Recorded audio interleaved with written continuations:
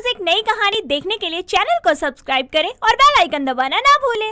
हिमानी अपने बॉयफ्रेंड राहुल से बहुत प्यार करती थी और वहीं राहुल भी हिमानी के लिए जान देने को तैयार रहता। लेकिन जहां हिमानी अपनी लाइफ में सेटल थी, वहीं राहुल एक जॉबलेस लड़का था, जो बेचारा अपनी लाइफ में बहुत कुछ कर गुजरने की सोचता, पर उसकी ये सोच हमेशा सोच ही रह जाती। एक दिन हिमानी राहुल से प्यार से पूछती है, अच्छा राहुल, हम एक दूसरे को सालों से प्यार करते हैं, इतना मिलते हैं, घूमते हैं, लेकिन हमने कभी भी हमारा वीकेंड एक साथ नहीं बिताया। हाँ तो क्या हुआ, मैं समझा नहीं। अरे बाबा, मैं ये सोच रही हूँ कि क्यों ना हम इस वीकेंड नाइट को साथ में रहने का प्लान करें। अरे बाबा, तुम रात को तो रुक जाओगी, लेकिन तुम्हारे घर वाले कुछ बोलेंगे नहीं क्या? कैसी बात करती हो यार। और हम जाएंगे कहाँ, ये सोचा है तुमने? यार प्लीज, तुम मेरे बॉयफ्रेंड हो, क्या करना है, कहाँ चलना है, ये काम तो तुम्हारा है ना। मैं जॉब करती हूँ और तुम अभी भी बेरोजगार हो, कम से कम मेरे लिए एक दिन तो प्लान कर ही सकते हो। हाँ मेरी जान, अब लड़ो मत, जो तुम बोलोगी वो खाएंगे, जहाँ तुम बोलोगी वहाँ जाएंगे। अब मैं तुम्हारा वीकेंड विद बॉयफ्रेंड बनवा कर ही रहूंगा, प्रॉमिस। ये सुनकर हिमानी खुशी से राहुल को हग कर लेती है और चली जाती है, जिसके बाद राहुल बेचारा परेशान होकर खुद से बोलता है, यार इसे वादा तो कर दिया, पर मैं तो ठन ठन गोपाल हूँ, इसके वीकेंड के लिए पैसे लाऊंगा कहाँ से? और उसके बाद राहुल भी वहाँ से अपने घर चला जाता है और घर आने पर उसकी माँ शीतल उससे बोलती है, अरे राहुल, आ गया तू? चल अब जल्दी से पैकिंग कर ले, हमें शनिवार को निकलना है। पैकिंग क्यों माँ, हम लोग कहीं जा रहे हैं क्या? अरे तू भूल गया, तेरी दूर की बहन की शादी है गांव में, तो हम लोग शनिवार को निकल जाएंगे। अब तू भी पैकिंग कर ले ताकि कोई सामान रह न जाए। पर माँ, शादी के लिए शनिवार को निकलोगे तो अभी पैकिंग क्यों करवा रहे हो? क्योंकि मैं जानती हूँ तू एक नंबर का आलसी है, तू कहीं न कहीं कुछ न कुछ भूल ही जाएगा। चलो फालतू बहस मत कर और पैकिंग कर ले। इतना कहकर शीतल अपने कमरे में चली जाती है और राहुल को एक आइडिया आता है और वो सोचता है, अरे राहुल, तेरी माँ जा रही है वीकेंड पर बाहर, अगर तू हिमानी को पीछे से घर बुला ले तो तेरा वीकेंड का खर्चा भी बचेगा और उसका वीकेंड विद बॉयफ्रेंड का अरमान भी पूरा हो जाएगा। क्या बात है, मस्त आइडिया यार। जिसके बाद राहुल जानबूझकर उदास सा मुंह बनाकर अपनी माँ के पास जाता है और कहता है, माँ सॉरी, मैं मेरी बहन की शादी में नहीं जा पाऊंगा। क्यों रे, क्या हुआ ऐसा? तू मना क्यों कर रहा है? माँ, वीकेंड पर एक्स्ट्रा क्लासेस हैं और अगर नहीं ली तो पढ़ाई का नुकसान हो जाएगा, और अगर नुकसान हुआ तो अच्छी जॉब नहीं मिलेगी, और अगर अच्छी जॉब नहीं मिली तो अच्छी पत्नी नहीं मिलेगी, और अगर पत्नी अच्छी नहीं हुई तो वो तेरी सेवा कैसे करेगी माँ? बस बस साफ बोल दे कि नहीं जाना, ये राम कथा सुनाने की क्या जरूरत थी। ठीक है, मैं चली जाऊंगी। शीतल इतना कहकर रसोई में चली जाती है और राहुल खुशी से नाचने लगता है। जिसके बाद वो हिमानी को कॉल लगाकर बोलता है, अरे मेरी चाशनी। क्या बात है, बड़ा प्यार आ रहा है मुझ पर, ऐसा क्या हो गया? जान, तुम्हारा मन था ना वीकेंड विद बॉयफ्रेंड का, अब तुम्हारा राहुल तुम्हारा ये सपना पूरा करने वाला है। अब तुम बस वीकेंड का इंतजार करो। जिसके बाद राहुल और हिमानी बस अपने वीकेंड आने का इंतजार करने लगते हैं, लेकिन उनको ये नहीं पता था कि ये वीकेंड उन दोनों के लिए शामत लेके आने वाला है। जिसके कुछ दिन बाद वीकेंड आ जाता है और शीतल को राहुल गांव की ट्रेन में बैठा आता है और हिमानी को लेकर अपने घर आता है। हिमानी राहुल के घर आते ही उसके गले लग जाती है और बोलती है, और राहुल, फाइनली हम वीकेंड पर एक दूसरे के साथ है, हाउ रोमांटिक। बेबी, तुम तो अभी से मुझसे इम्प्रेस हो गई, अभी तो पार्टी शुरू हुई है। इतना कहकर राहुल हिमानी को बाहों में भरकर किस करने ही वाला होता है कि तभी डोरबेल बजती है और राहुल हिमानी डर जाते हैं। जिसके बाद हिमानी बोलती है, राहुल, तुम तो आंटी को छोड़कर आए थे, फिर ये कौन आ गया? अरे मेरी माँ, मुझे क्या पता, तू बस जल्दी से छुप जा। इतना कहकर राहुल हिमानी को बेड के नीचे छुपाकर गेट खोलने चला जाता है और सामने डिम्पल खड़ी होती है, जिसे देखकर राहुल चौंक जाता है और बोलता है, अरे डिम्पल, तुम यहाँ कैसे? भैया, हॉस्टल की वीकेंड की छुट्टी थी तो मैंने सोचा घर आकर आप सबको सरप्राइज दे दूं। पागल लड़की, तुझे नहीं भेजा तो मुझे सरप्राइज देने की बजाय तुझे सरप्राइज मिलेगा। जिसके बाद डिम्पल घर के अंदर जाती है और बेड पर बैठ जाती है। राहुल डिम्पल के लिए पानी लाकर देता है और साइड में बेड पर बैठ जाता है। कि तभी हिमानी नीचे से राहुल को पिंच करती है और राहुल चिल्लाकर बोलता है, आई मीन कैसे आई, ट्रेन से या बस से? भैया मैं आपकी सगी बहन हूँ, आप क्यों इतना फॉर्मल हो रहे हो? जिसके बाद डिम्पल शीशे में से बेड के नीचे छुपी हुई हिमानी को देख लेती है और मन में बोलती है, अरे इसका मतलब राहुल भैया ने अपनी गर्लफ्रेंड को बुलाया हुआ है वीकेंड पर, इसलिए तो वो मुझे देखकर डर गए और इतने फॉर्मल होने लगे। मुझे कुछ तो करना होगा जिनसे इनका रिश्ता और मजबूत हो जाए। और उसके बाद डिम्पल हिमानी को सुनाने के लिए जोर से बोलती है, अरे भैया आपने मुझे बताया था ना कि आपकी एक गर्लफ्रेंड है जिससे आप बहुत प्यार करते हैं, क्या नाम था उसका? हिमानी नाम है उसका। क्यों, क्या हुआ? कहीं इसने उसे देख तो नहीं लिया? हाँ वही आपने कॉल पर बताया था ना कि आप उससे बहुत प्यार करते हो और जब आपकी जॉब लग जाएगी आप मुझसे शादी भी कर लोगे। हाँ, मैं उसे बहुत प्यार करता हूँ और जॉब लगने के बाद उसके साथ रहना चाहता हूँ। कभी मिलवाओ भैया मुझे भी मेरी होने वाली भाभी से, मैं जरूर मिलना चाहूँगी। आप एक काम करो ना, उनको अगले ही वीकेंड पर बुला लो हमारे घर। इतना कहकर डिम्पल हिमानी को शीशे में उन दोनों की बातें सुनकर मुस्कुराते हुए देख लेती है, जिसके बाद डिम्पल मन में बोलती है, चलो ये मामला तो सेट हो गया, अब मुझे किसी बहाने बाहर जाना चाहिए ताकि भाई की गर्लफ्रेंड यहाँ से बाहर निकल सके। अब डिम्पल को ये समझ आ जाता है कि उसका काम हो गया है और उसने अपने भाई का रिलेशनशिप सुलझा दिया है। जिसके बाद डिम्पल अपने भाई राहुल से बोलती है, अच्छा भैया मैं ना जरा पड़ोस की आंटी से मिलकर आई, आप तो जानते ही है ना उनको कि कैसी हैं, अगर मिलकर नहीं गई तो बातें बनाने लगेंगी। अच्छा है, ये मिलने बाहर जाएगी तो मैं इतने में हिमानी को नीचे से निकालकर भगा दूंगा। बेचारी मेरी वजह से आज क्या क्या झेल रही है। इतना कहकर डिम्पल बाहर चली जाती है और राहुल हिमानी को बेड के नीचे से निकालता है।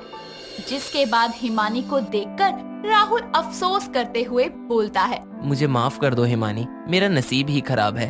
तुम अपना वीकेंड मेरे साथ बिताना चाहती थी और मैंने सब स्पॉइल कर दिया। मैं तुमको एक अच्छा वीकेंड भी नहीं दे पाया। हिमानी राहुल की बातें सुनकर भावुक हो जाती है और राहुल के गले लगकर उससे प्यार से बोलती है, अरे पागल, ये मेरी लाइफ का बेस्ट वीकेंड था। आज मुझे पता चला कि तुम सच में मुझे कितना चाहते हो और तुम्हारी बहन को भी हमारे बारे में पता है। और रही बात 7 वीकेंड की, तो हम अगला वीकेंड तुम्हारी बहन के साथ मिलकर बिता लेंगे। लेकिन आज तुम्हारी बहन की बातों से हमारा रिश्ता और मजबूत हुआ है और मुझे खुशी है कि आज मैं तुमसे मिलने आई। इतना कहकर हिमानी घर से चली जाती है और फाइनली राहुल का रिश्ता बच जाता है। और फिर थोड़ी देर बाद डिम्पल घर आकर ऐसे नाटक करती है कि जैसे उसने कुछ नहीं देखा, ताकि उसके भाई को शर्मिंदगी ना महसूस हो। और जिसके बाद अगले वीकेंड पर राहुल हिमानी को डिम्पल और अपनी माँ शीतल दोनों से मिलवाता है और इस तरह हिमानी का वीकेंड विद बॉयफ्रेंड का सपना सच हो जाता है। अरे छोड़ो ना, कोई देख लेगा तो क्या होगा। होने दो जो होना है, मुझे तो आज रात तुम्हारे साथ रहना है। पागल आदमी, आज तुम्हारी शादी की पहली रात है, जाओ अपनी बीवी के पास। शादी की पहली रात है, तभी तो बोल रहा हूँ कि चलो ना मनाते हैं सुहाग रात। पागल हो गए हो क्या, वो आ जाएगी। अरे आने दो जिसे आना है, मुझे तो बस तुम्हें लुभाना है। आखिर कौन है ये दोनों, पति पत्नी या फिर? चलिए जानने के लिए थोड़ा रिवर्स लेकर चलते हैं। निर्मला देवी अपने एक लौते भोले भाले बेटे प्रेम की शादी के लिए बहुत चिंता में रहती थी। रहे भी क्यों ना, क्योंकि उनकी नजरों में प्रेम एक भोला भाला और शरीफ लड़का था, जो लड़कियों के साए से भी दूर रहता था। भला ऐसे लड़के को कौन सी लड़की पसंद करेगी? लेकिन इनकी उम्मीदों से बिल्कुल दूर था प्रेम, जो अपने नाम के जितना ही प्रेम अपने अंदर समाये बैठा था। और तो और वो मोहल्ले के चौक पर बैठकर आती जाती लड़कियों पर कमेंट पास करते हुए बोलता है, अरे ओ मेरी चमक छल्लो, हमें भी साथ ले चलो। अरे भाई वो लाल वाली तो कहर बरसा रही है, मेरे दिल पर छुरियां चला रही है। प्रेम जब मोहल्ले के चौक पर बैठकर कमेंट बाजी कर रहा होता है, तो सामने से उसकी माँ निर्मला आती है और ये देखकर उसके साथ खड़ा उसका दोस्त गगन प्रेम से बोलता है, प्रेम भाई, आंटी जी आ रही है, अपने शरीफ अवतार में आ जाओ। प्रेम जल्दी से अपने कपड़े सही करके चश्मा पहन लेता है और एक शरीफ भोला भाला लड़का बन जाता है। तभी उसके पास निर्मला आकर बोलती है, लल्ला यहाँ क्या कर रहा है? वो माँ मैं घर ही आ रहा था, लेकिन यहाँ से बहुत सारी लड़कियों का झुंड निकला तो मुझे डर लग गया, बस साइड खड़ा हो गया। बेटा ऐसे शर्मीला बना रहेगा तो तेरी शादी कैसे होगी? अरे लड़कियों के साय से भी दूर भागता है तू तो। माँ ऐसी लड़की मिले तो सही जिसको पास ला सकूं। निर्मला आके कुछ बोलती, इतने में ही उसकी नई पड़ोसन माया उसके पास आकर बोलती है। आंटी जी नमस्ते, आप यहाँ चौक पर क्या कर रही हैं? अरे बेटी अपने बेटे को बुलाने आई थी। ये है मेरा बेटा प्रेम, और प्रेम ये है हमारी नई पड़ोसन माया। यार ये क्या पटाखा देख लिया, बस इसी के पास तो जाना है। भगवान इस माया जाल में मुझे फंसा दे। अरे ऐसे बुद्ध बनकर क्यों खड़ा है? बोल भी ले कुछ, सदमा तो नहीं लग गया लड़की देखकर? लड़की देखकर सदमा, ये कैसी बात हुई आंटी जी? अरे बेटा ये हमारा बेटा ना बहुत ही भोला है, लड़कियों के तो नाम से ही दूर भागता है। अरे इसका भोलापन तो मैं 2 दिन में गायब कर दूंगी। अरे आंटी जी, लगता है आपका बेटा कभी लड़कियों के चंगुल में फंसा नहीं है, इसलिए उनसे दूर दूर भागता है। कोई बात नहीं, मैं हूँ ना, मैं सब कुछ ठीक कर दूंगी। प्रेम और माया दोनों एक दूसरे से आंखों ही आंखों में बातें करने लगते हैं, जिसके बाद अब माया का उसके पड़ोस में रहने वाले प्रेम को खुला इनविटेशन था। दोनों अक्सर छुप छुप कर छत पर मिलने लगते हैं, जिसमें से एक दिन माया प्रेम से बोलती है, मिस्टर प्रेम, तुम्हारी माँ तुम्हें जितना भोला समझती है ना, तो मुझसे भी कहीं ज्यादा कमीने हो। अरे मेरी जान, तुमको देखकर तो अच्छे अच्छों का भोलापन दूर हो जाए। मैं तो फिर भी पैदाइशी कमीना हूँ, जो अपनी माँ के लिए अलग और बाकी दुनिया के लिए अलग पर्सनैलिटी हूँ। अच्छा भोले राम जी, जरा ये बताओ, असली कौन है? जो मैं देख रही हूँ वो, या जो चौक पे देखा था वो? अरे मेरी जान, असली यही है जो तुम्हारे सामने है।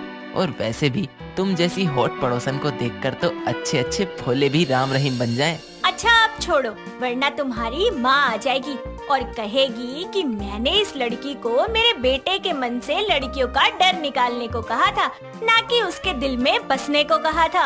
अरे तुम भी ना माँ को लेकर बैठ गई। आओ हम माँ बाप बनने की तैयारी करें। प्रेम और माया का अफेयर शुरू हो जाता है। पड़ोसी होने के नाते माया किसी न किसी बहाने रोज उसके घर आने लगती है। उन दोनों की बढ़ती नजदीकियों को देखते हुए निर्मला देवी अपने बेटे की शादी करवाने की सोचती है, लेकिन किसी और लड़की से, क्योंकि उनकी नजरों में माया एक संस्कारी लड़की नहीं थी और साथ ही वो प्रेम से 4 साल बड़ी थी। इसीलिए एक शाम निर्मला एक निया नाम की लड़की की फोटो प्रेम को दिखाकर बोलती है, प्रेम ये लड़की चुनी है तेरी शादी के लिए, बता कैसी है? पर माँ आपको तो पता है मुझे लड़कियों से कितनी शर्म आती है। चुप रह ले, उस माया से तो बड़ा हंस हंस के बातें करता है। चुपचाप हाँ कर दे वरना घर से निकाल दूंगी। ये माँ को पता तो नहीं चल गया कि मेरा और माया का चक्कर है? बोल जल्दी या करूँ तेरा सामान पैक? अरे माँ तुम खामखा गुस्सा हो रही हो, मैं शादी के लिए तैयार हूँ। प्रेम के हाँ कहते ही निर्मला शादी की तैयारियों में लग जाती है, तो दूसरी तरफ उसकी शादी से किलसी माया को प्रेम बड़े ही प्यार से मना लेता है। वो ये कहते हुए कि शादी के बाद भी उसका और माया का रिश्ता नहीं टूटेगा। कुछ ही समय में प्रेम और निया की शादी हो जाती है और जैसे ही निया अपने ससुराल में अपना पहला कदम रखने जाती है तो माया उसे टोकते हुए बोलती है, अरे अरे अरे रुको रुको, ये क्या कर रही हो तुम? प्रेम की नई नवेली बीवी पहले दायां पैर रखते हैं घर के अंदर। उसकी सास यानी कि मैं हूँ उसको ये सब बताने को, ज्यादा प्रधानी मत झाड़ यहाँ पर। अरे आंटी जी, अब इसके उल्टे कदम प्रेम पर कोई मुसीबत न ले आए, तो मैंने तो जो किया वो प्रेम से ही किया। माया जी आपका शुक्रिया, लेकिन अब मैं आ गई हूँ। प्रेम जी को और इस घर को संभालने के लिए मैं ही काफी हूँ। निया घर में अपने शुभ कदम रखती है, जिसके बाद निर्मला अपनी नई बहू को घर दिखा रही होती है। तभी प्रेम चुपके से माया को एक कोने में ले जाकर बोलता है, माया मेरी जान, ये क्या कर रही हो? ऐसी बातों से माँ के साथ साथ निया को भी शक हो जाएगा। तुम क्या चाहती हो कि शादी के बाद तुमसे ना मिलूं? मैं भला ऐसा क्यों चाहूंगी? मुझे तो आज की रात भी तुम्हारे साथ चाहिए। अच्छा जी, तो फिर शांत रहो और सबके सामने ऐसा रिएक्ट मत करो। प्रेम इसके बाद वापस निया और निर्मला के पास चला जाता है। कुछ देर में निर्मला दोनों को उनके कमरे में भेज देती है, जहां प्रेम निया से बोलता है, निया जी मुझे थोड़ी घबराहट हो रही है, मैं जरा छत पर होकर आता हूँ, आप जब तक चेंज कर लीजिएगा। जी ठीक है। प्रेम छत पर जाता है, जहां वो अपनी छत से टाप कर माया की छत पर चला जाता है और उसको देखकर कस के पकड़ लेता है, जिस पर माया बोलती है, अरे छोड़ो ना, कोई देख लेगा तो क्या होगा। शादी की पहली रात है तभी तो बोल रहा हूँ कि चलो ना सुहाग रात मनाते हैं। पागल हो गए हो क्या? वो आ जाएगी। आने दो जिसे आना है, मुझे तो तुम्हें लुभाना है। अरे तुम्हारी नई बीवी ना बहुत तेज है। अगर उसने तुम्हें यहाँ इस हाल में मेरे साथ देख लिया ना तो शादी की पहली रात ही तुम्हारा तलाक हो जाएगा। जाओ गुजार लो अपनी बीवी के साथ शादी की पहली रात। हाँ, शादी की रात बीवी के साथ सभी गुजारते हैं, मुझे तो अपनी ये रात अपनी खूबसूरत पड़ोसन के साथ गुजारनी है। अच्छा जी, अगर तुम्हारी माँ आ गई या फिर तुम्हारी। माया की बात पूरी होने से पहले ही आवाज आती है जो बोलती है, तुम्हारी बीवी? बोलो बोलो माया, मेरे पति को अपनी बाहों में लेकर कैसा महसूस कर रही हो? निया अपनी सास के साथ साथ मोहल्ले के और लोगों को भी साथ लेकर माया और प्रेम की रंगरलियों की सच्चाई सामने लेकर आती है। ये देखकर प्रेम बोलता है, ये सब क्या है? माँ, निया और बाकी के लोग, आपको कैसे पता लगा कि मैं यहाँ हूँ? बेटा, जिस दिन तूने इस माया को बताया था ना कि तू शादी के बाद भी इससे रिश्ता निभाएगा, मैंने सुन लिया था ये सब, और उसके बाद बिना वक्त गवाए मैंने ये सब अपनी नई बहू को बता दिया, और इसने ये वादा किया था कि ये तुझे माया जैसी औरत के चंगुल से निकाल कर रहेगी। मैं उसके चंगुल में नहीं हूँ। वो इसलिए कि यहाँ आप सच में भोले बन गए पतिदेव। ये औरत इस मोहल्ले में आप जैसे ही बकरे की तलाश में आई थी ताकि अपने प्यार में फंसाकर शादी की रात पड़ोसन के साथ मनाए और उस दिन की तस्वीरें खींचकर आपको ब्लैकमेल करती, क्योंकि ये इससे पहले भी 5 मोहल्लों में यही काम करके आ चुकी है, बस नाम अलग होता है, काम यही। प्रेम ये सुनकर हैरान रह जाता है। अभी शादी की रात पड़ोसन के साथ गुजरने की सजा उसे सारी जिंदगी भुगतनी पड़ती। वो तो शुक्र है कि उसकी बीवी की समझदारी से प्रेम इतने बड़े जाल में फंसने से बच गया और माया को मोहल्ले वालों ने पुलिस के हवाले कर दिया। इसी के साथ प्रेम को भी सबक मिला कि अपनी खुशहाल जिंदगी सिर्फ अपने जीवन साथी के साथ ही गुजारे, ना कि किसी पड़ोसन के साथ, क्योंकि जरूरी नहीं जो अच्छा दिख रहा है वो अच्छा हो। नर्मदा की बहुत चाह थी कि वो अपने बेटे विकी की शादी अपनी एक सहेली की बेटी से करवाए, लेकिन एक दिन उसका बेटा एक लड़की के साथ घर आता है और उसे आवाज लगाकर बोलता है, माँ, ओ प्यारी माँ, जरा बाहर आओ और देखो मेरे साथ कौन आया है। क्या हुआ? ये किसको साथ लाया है? माँ, ये तुम्हारी बहू, मेरी पत्नी निशा है, हमने शादी कर ली। अरे वाह मेरी समझदार औलाद, बड़ा ही नेक काम किया है। तो बेटा इसको यहाँ क्यों लाया? जब तूने शादी कर ही ली थी तो बच्चे पैदा करके मिलवा देता। अरे माँ, आप भी ना बड़ी ही मजाकिया हो, अब बच्चे करने के लिए घर तो आना ही था। हाँ नालायक, ये घर तेरे बाप ने तेरी अय्याशियों के लिए ही तो बनाया था। अरे जब तुझे पता था कि मुझे तेरी शादी अपनी दोस्त की बेटी से करनी है तो तू अपनी मर्जी से शादी करके कैसे आया? क्या माँ, मुझे नहीं करनी थी आपकी उस बैल बुद्धि पसंद से शादी। मैं निशा से प्यार करता हूँ, इसीलिए उससे शादी कर ली। अब बता दो, घर में रखोगी या नहीं? रखना ही पड़ेगा, वरना लोग कहेंगे सास ने नई नवेली बहू को घर से निकाल दिया। आओ दोनों। नर्मदा रूखे मन के साथ अपने बहू बेटे का स्वागत करती है, जिसके बाद वो अपने बेटे से बोलती है, अब तो गृह प्रवेश भी हो गया, बहू को बोल अपना घूंघट उठाए। और अभी तक इसने एक शब्द तक नहीं बोला, गूंगी तो नहीं है ये? नहीं माँ, वो थक गई है, सुबह बात कर लेना। जी नहीं, मैं तो अभी ही देखूंगी इसका मुंह। हट तू। नर्मदा अपने बेटे को साइड करके जैसे ही अपनी नई नवेली बहू का घूंघट उठाती है तो वो देखती है कि निशा की आंखें ऐसे लाल हो रखी है मानो नशे में धुत हो। साथ ही साथ उसके मुंह पर टेप लगी थी जिससे वो कुछ बोल ना पाए। ये देखकर नर्मदा अपने बेटे को गुस्से से घूरते हुए बोलती है, ये सब क्या है? और बहू के मुंह पर यूँ टेप क्यों लगाई है तूने? और इसकी आंखें तो देख कैसे लाल हुई पड़ी है, किडनैप करके लाया है क्या? क्या माँ, कुछ भी। अरे बोला तो थकी हुई है और पट्टी बस ऐसे ही लगाई। ऐसे ही लगाई है ना, तो रुक मैं हटा देती हूँ। नर्मदा जैसे ही निशा के मुंह पर लगी पट्टी को हटाती है तो वो अपने मुंह से गाड़ी की आवाज निकालते हुए इधर उधर भागने लगती है और बोलती है, हट जाओ सारे, तेरे भाई की गाड़ी आ रही है। ए आंटी, हटना। ये क्या कर रही है? पागल बहू लाया है क्या तू? नहीं माँ, वो निशा को ड्रिंक करने की आदत है और आज इसने हमारी शादी की खुशी में थोड़ी ज्यादा पी ली, बस हाय रे, मेरे तो भाग ही फूट गए। नशेड़ी बहू पल्ले बांध दी। रे नास पिटे, तुझे मेरी दोस्त की बेटी में तो कमियां दिख रही थी और तेरी ये खुद की पसंद तो जैसे बहुत परफेक्ट है। अरे माँ, ड्रिंक तो आजकल हर कोई करता है, कोई बड़ी बात नहीं है। दोनों माँ बेटों के बीच निशा आ जाती है और अपनी इमेजिनेशन वाली गाड़ी को रोकते हुए बोलती है, ओए बैठ पीछे, आज तेरा भाई चलाएगा। अरे तू लड़की है, इसका भाई कैसे बन गई? ओह सॉरी ओल्ड लेडी, आ बैठ पीछे, आज गाड़ी तेरी बहन चलाएगी। हे भगवान, पति है वो तेरा, बहन क्यों बन रही है उसकी? Once again sorry old lady, आ बैठ पीछे, आज गाड़ी तेरी बीवी चलाएगी। बेबी, कमरे में चलाना गाड़ी, वरना यहाँ माँ तुम्हारी गाड़ी में पंचर कर देंगी। चलो। विक्की नशे में डूबी हुई निशा को कमरे में लेकर जाता है और उसके पीछे से नर्मदा बोलती है, ले जा, कल बताती हूँ तेरी इस नशेड़ी बीवी को तो। हे भगवान, ये आजकल के बच्चे। विक्की जैसे तैसे निशा को सुला देता है। अगली सुबह जब वो जागती है तो उसका सर दर्द होने लगता है।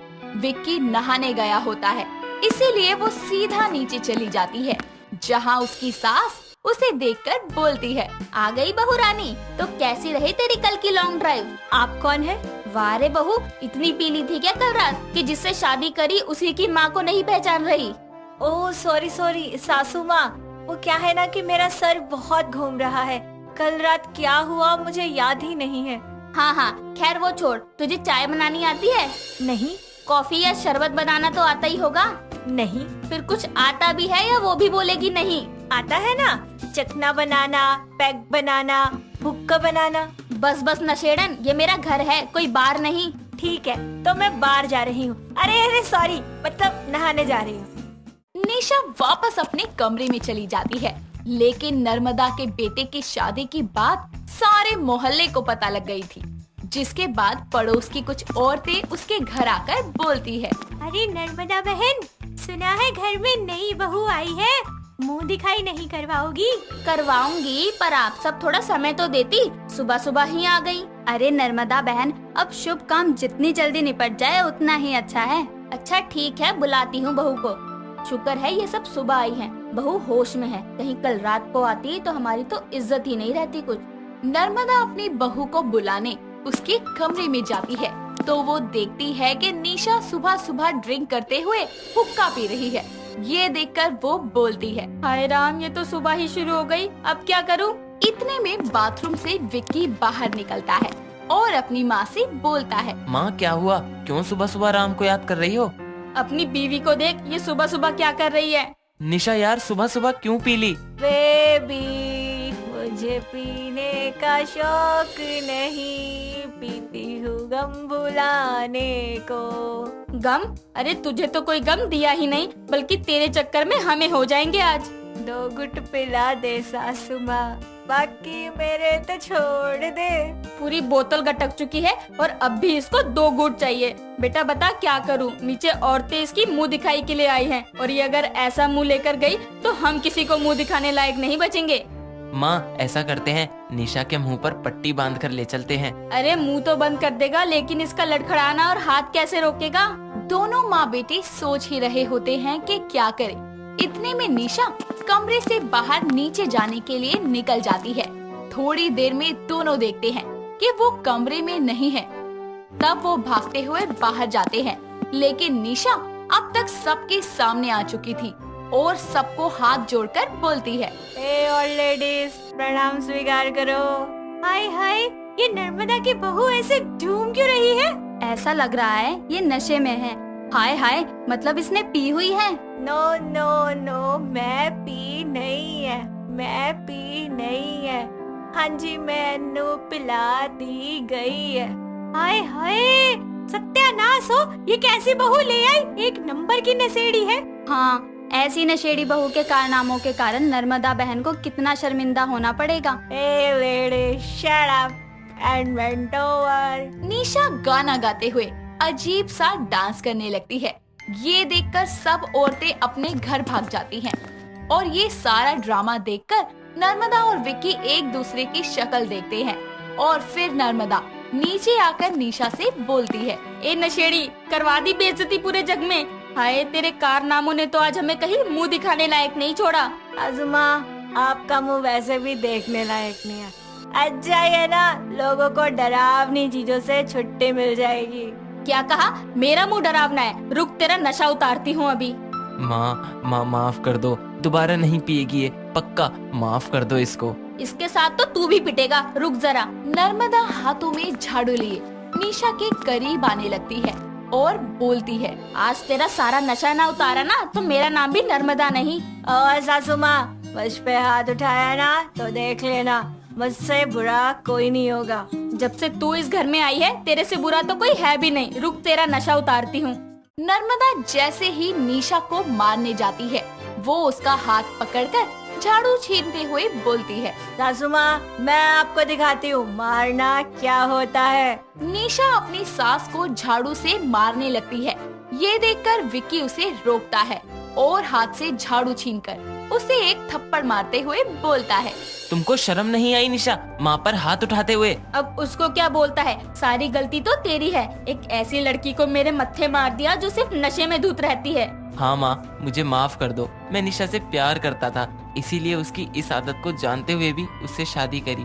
सोचा था वो शादी के बाद पीना छोड़ देगी, लेकिन देख बेटा, जो हुआ सो हुआ। अब आगे क्या करना है ये सोच। इसका ऐसे रोज रोज नशे में धुत रहना हमारी बदनामी करवाएगा और कुछ नहीं। मैं निशा को नशा मुक्ति केंद्र ले जाऊंगा और अब ये इस घर में वापस तब ही आएगी जब इसकी नशे की आदत बिल्कुल छूट जाएगी। विक्की अपनी पत्नी निशा को नशा मुक्ति केंद्र ले जाता है, जहाँ कुछ समय रहने के बाद निशा की ड्रिंक करने की आदत छूट जाती है और वो वापस अपने ससुराल में आकर अपनी हरकतों के लिए नर्मदा से माफी मांगती है और एक नई जिंदगी की शुरुआत करती है।